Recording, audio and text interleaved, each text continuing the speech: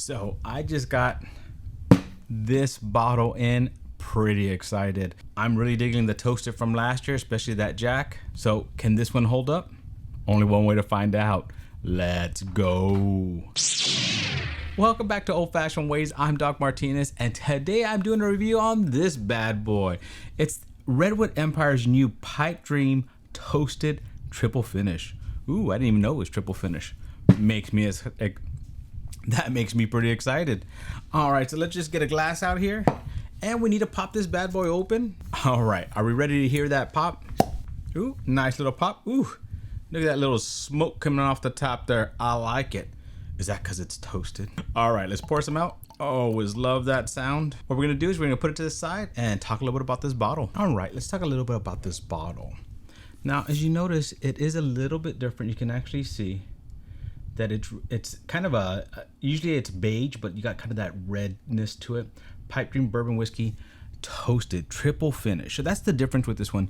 And if you look here across the top, it does say batch 1. So this is batch 1 of it. It is 92 proof. It's not a very high proof, but it is finished in there. So they're taking their normal bourbon and finishing in 3 different oaks. And so they finish it in French oaks, Hungarian oaks, and Gariana oaks. And this gives it a bunch of different flavors according to this back here. Now, last year, normally we kind of discouraged about the proof, but last year with Jack Daniel's Heritage Toasted, that was a lower proof, had lots of flavor to it. So I am actually pretty excited to try this one. I can't wait to just jump into it. So we're just gonna go ahead and do that now. Now, it's been sitting here for a good about 10 minutes, right? So looking at it, it's actually very, very light. One thing I did notice, I did not see an age statement on this. And I know on the normal one, on the Pipe Dreams, it usually says age at least 4 years. So you have to think maybe 4 years and then finished after that. I'm not 100% sure. Looking at it, it's actually very, very light. But I mean, you're gonna expect that because it is only 92 proof. It's like a light straw color, not very dark at all. Let's see how it sticks to this glass here. For being a 92 proofer, it actually clings to this glass pretty well. It forms some tight legs and they stick kind of close together. So hey, that gives me some confidence that you're gonna have some good mouthfeel on this as well. All right, time for the fun part. Let's go in for that aroma. On the nose, actually, that's very, very nice to start off with. It's not overpowering. There's very little alcohol on the nose. A lot of sweetness. It's a nice, sweet, average nose. Nothing like overbearing. Nothing, that sticks to nothing that stands out either. But it is nice and sweet. Kind of, just the vanilla and caramels that you get. Not too much spice on this at all. So for the nose, I'm actually going to give that a 6.5. Ooh, flavors. My first drink of the day. Here we go. Butterscotch. Immediate butterscotch. Tiny bit of spiciness, but very minimal. And then there was a lot going, kind of went away a little bit quickly, so I didn't get a lot of those flavors in.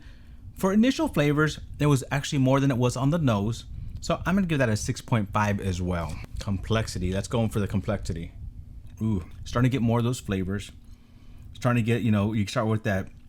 Actually, kind of it's a butterscotch, creme brulee, orange in the middle there. Getting a little bit of tannic at the end.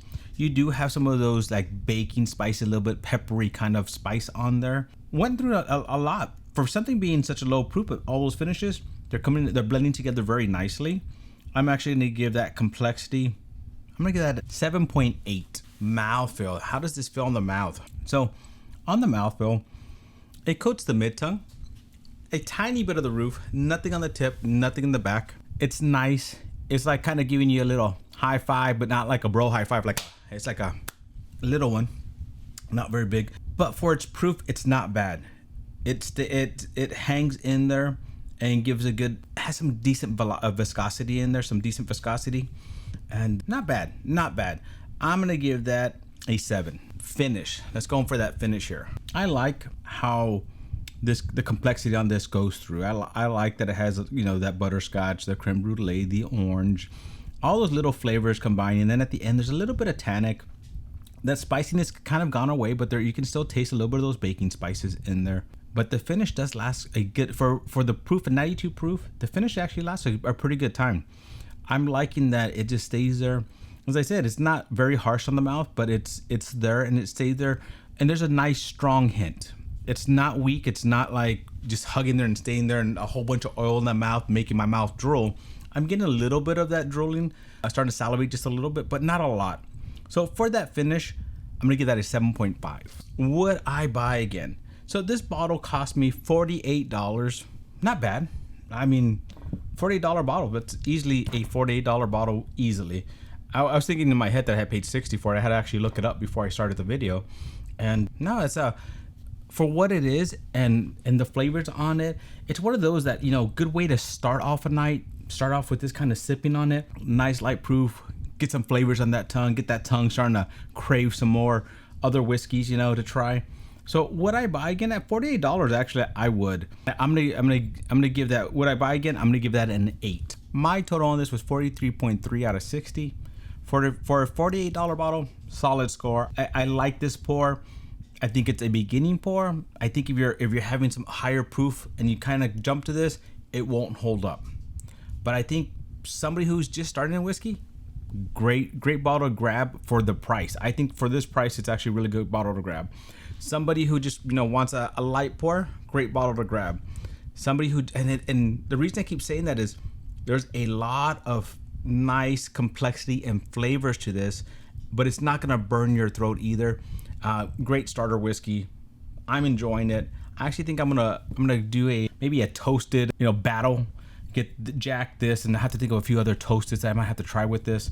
If you have any other toasted you can think of that you would like to see compared to this, put it in the comments below.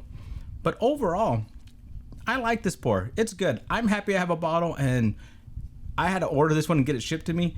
So if I can find this in my area, I definitely will get a backup for it. Well, anytime I do a review, I like to share. So in the comments below, first of all, let me know what is your favorite toasted whiskey, bourbon, whatever. I want to know what can I compete this with, and maybe there's something out there I haven't tried that I should be trying, you know. And in the comments below, at hashtag Pipe Dream Toasted.